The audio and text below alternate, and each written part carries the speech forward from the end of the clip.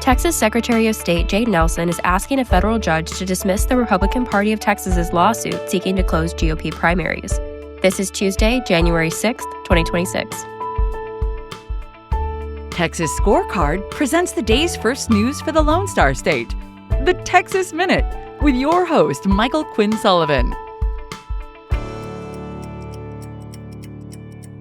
Good morning, y'all. I'm Sydney Henry, filling in for Michael Quinn Sullivan this week. Thanks for spending part of your day with the Texas Minute. Let's jump into today's news. Texas Secretary of State Jay Nelson is asking a federal judge to dismiss the Republican Party of Texas's lawsuit seeking to close GOP primaries, arguing the case is premature because the party has not yet adopted a binding closed primary system. Texas currently operates under an open primary system, meaning any registered voter, whether Republican, Democrat, or Independent, can choose which party's primary ballot to vote in on Election Day. In 2024, GOP primary voters approved a ballot proposition supporting closed primaries, and delegates to the party's convention that same year later adopted Rule 46, which would limit participation in Republican primaries to registered Republicans only. However, Nelson argues the current version of Rule 46 that was approved by the State Republican Executive Committee is temporary and will not take effect until it is ratified by party delegates at a future state convention.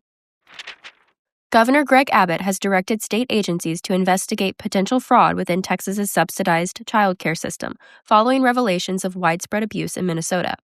In a letter sent yesterday to the Texas Workforce Commission and the Health and Human Services Commission, Abbott ordered the agencies to expand anti-fraud efforts and launch investigations into any misuse of taxpayer funds within the state's child care services program.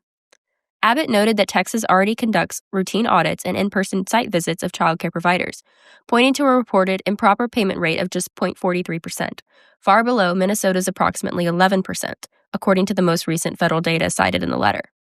The directive follows recent reporting on large-scale child care subsidy fraud in Minnesota, where federal prosecutors have alleged that Somali-owned centers siphoned millions of dollars from programs intended to serve low-income families. Federal prosecutors in South Texas closed out the year with another heavy round of border enforcement cases, underscoring how repeat illegal entry and criminal re-entry remain a major strain on the region's courts and communities. The U.S. Attorney's Office for the Southern District of Texas filed 399 cases tied to border enforcement over a 2-week period. Those prosecutions include 19 people accused of human smuggling, 146 individuals charged with illegal entry, and 230 defendants accused of illegally re-entering the country after a prior removal. The Texas Minute will be right back.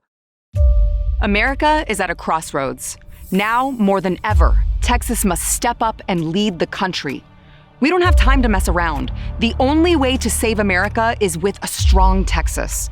You and I know this, but so do the enemies of life and liberty. Therefore, you and I have no choice but to stand up and fight. I'm Sarah Gonzalez, and to the enemies of liberty, I say, come and take it.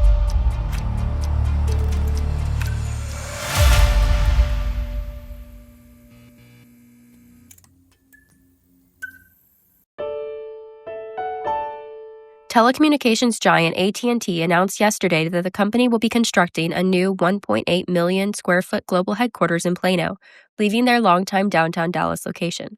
The closure of the downtown facility could have massive financial implications on the city.